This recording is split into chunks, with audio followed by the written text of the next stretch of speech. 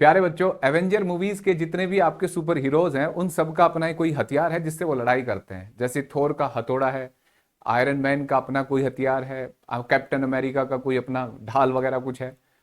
सोचो अगर थोर के पास हथौड़ा भी होता, AK-47 भी होती, मिसाइल लॉन्चर भी होता, तो क्या वो कॉन्सेंट्रेट कर पाता किसी एक हथियार पे?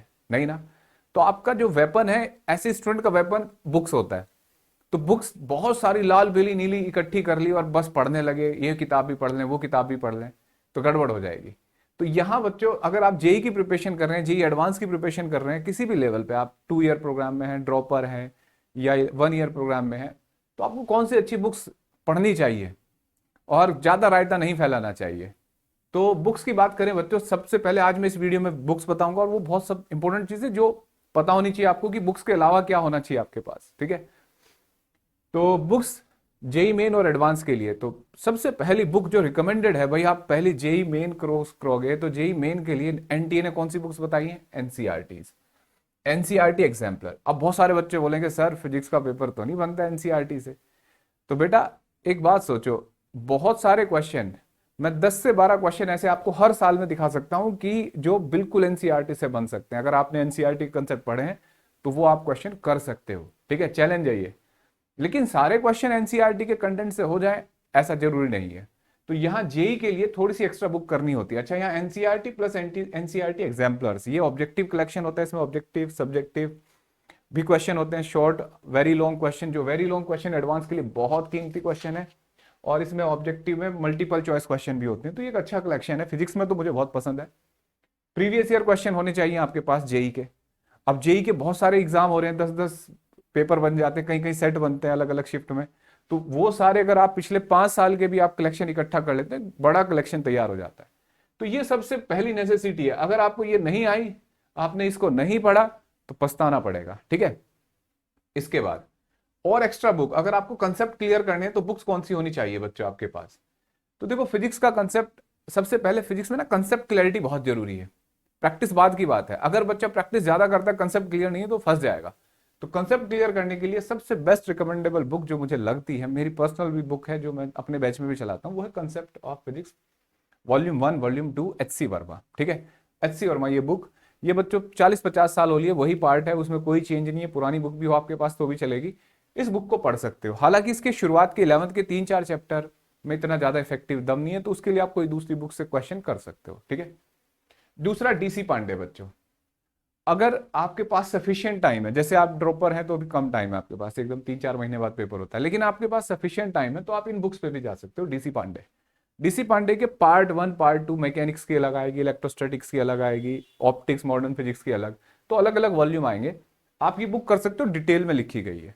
ऐसी एक नई बुक है बीएम शर्मा सिंगेज पब्लिकेशन की, इसमें भी पार्ट 1 पार्ट 2 पार्ट 3 पार्ट 4 इस तरीके से 5-6 पार्ट्स में आती है। बहुत अच्छी बुक है ये भी कर सकते हो, लेकिन कोई एक चूज करनी पड़ेगी। ठीक है, समझ में आया बच्चों? इन तीनों बुक में से कोई एक बुक, कोई एक को रिकमेंड करोगे, ज्यादा फैला लोगे तो फिर कुछ नहीं होने वाला। इसके बाद अगर जी एडवांस की बात करें, आपने इन किताबों से कंसेप्ट बना लिए और आपको मान लो इन किताबों को भी मिस कर गए आप। ठीक है, आपने एनसीईआरटीज करी, एग्जाम्पलर करे, तो आप एकदम एडवांस के प्रैक्टिस सब्जेक्टिव क्वेश्चन, भाई देखो एडवांस भले ही आप ऑब्जेक्टिव लगता हो, लेकिन एडवांस ना एक सब्जेक्टिव अप्रोच है। तो उसके लिए आपके पास 2 बुक बहुत प्यारी होती हैं, आई इरोडो और SS क्रोटो। ठीक है, गूगल पर सर्च करेंगे, मेरी प्लेलिस्ट है यहाँ पे बनी हुई है बुक्स रिव्यू, उसमें मिल जाएगी आपको, देख सकते हो। तो ये बुक्स आप पढ़ सकते हो बच्चों, क्वेश्चन सॉल्व कर सकते हो। साथ में अगर आपको लगता है कि यार इतनी किताबें करें, या कोई ऐसी कोई बुक मिल जाए जिसमें सब कुछ हो, तो बच्चों यहाँ पे सब कुछ के लिए होता है मैस्ट्रोफिजिक्स है, रेस्निक हैलिडेंड। ये इंडियन ऑथर ने इसको आईआईटी के हिसाब से बनाया, बिल्कुल आईआईटी जेई के लिए, अमित गुप्ता और मनीष। ठीक है, के मनीष, ये 2 ऑथर्स हैं जिन्होंने इसको आईआईटी के हिसाब से डिजाइन किया। इसके कंसेप्ट बहुत प्यारे हैं।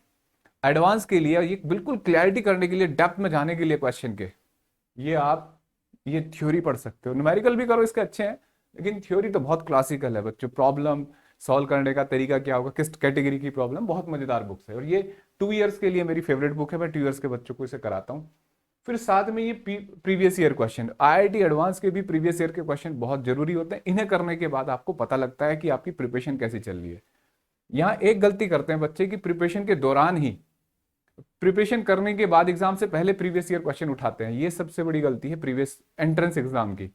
जेई मेन का क्वेश्चन पेपर, अगर आप जेई मेन की प्रिपरेशन कर रहे हो तो प्रीवियस ईयर क्वेश्चन साथ साथ लगाने हैं आपको। अगर आप ऐसा नहीं कर रहे तो बहुत बड़ी गलती करके आओगे, ठीक है। क्यों? क्योंकि अगर जब आप एडवांस के क्वेश्चन साथ उस टाइम पे करोगे तो आपका कंफ्यूज हो जाओगे, फंस जाओगे कि यार ये क्वेश्चन नहीं बन रहा है, आपको अपनी तैयारी पे डाउट होना शुरू हो जाएगा। इसलिए previous year question chapter complete किया साथ साथ करने होते हैं, ठीक है। इसके बाद कुछ और चीजें बच्चों, एक आपके प्रॉपर नोट्स होने चाहिए, ये आपके अपने नोट्स होने चाहिए, आपके टीचर ने पढ़ाया हो क्लास में जैसे भी आपने बनाया हो ये। साथ में आपके टीचर्स के असाइनमेंट, ठीक है। असाइनमेंट आपको जो कोचिंग से मिलते हैं, जो भी टीचर आपको पढ़ा रहा है उसके असाइनमेंट। नहीं है तो बच्चों टेलीग्राम यहाँ लिंक दे रखा है, उसमें जाके आप हमारे असाइनमेंट ले सकते हो। साथ में अब यहाँ एक जरूरत होती है, कुछ बच्चे कोचिंग मटेरियल यूज करते हैं, ठीक है।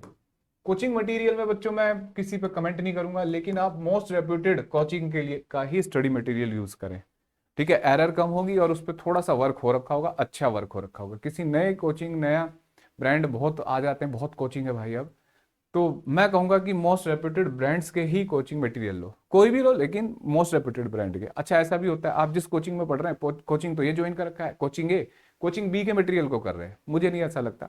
आपको जिस कोचिंग में पढ़ रहे हैं अगर उसका मटेरियल अच्छा है तो उसी को करिए, ताकि टीचर आपको सॉल्व कराने में मदद करेगा। दूसरे कोचिंग के मटेरियल को तो नहीं करा पाते, टाइम नहीं देते हैं। तो इस चीज में ध्यान रखना है कि आपको उसी कोचिंग का मटेरियल करना चाहिए। हाँ इन केस वो वर्स्ट मटेरियल है, बकवास है, तब आप दूसरे किसी अच्छे कोचिंग के मटेरियल पे जाइए, ठीक है। और ये इजीली आजकल मार्केट में सेकंड हैंड भी मिलता है, तो आप ये वहां से भी परचेज कर सकते हो बच्चों, किसी जान पहचान वाले बच्चे से भी परचेज कर सकते हो। तो ये बुक्स का मैंने आपको बता दिया, ये बुक्स आपकी बहुत बढ़िया बुक्स हैं, इनको यूज करिए।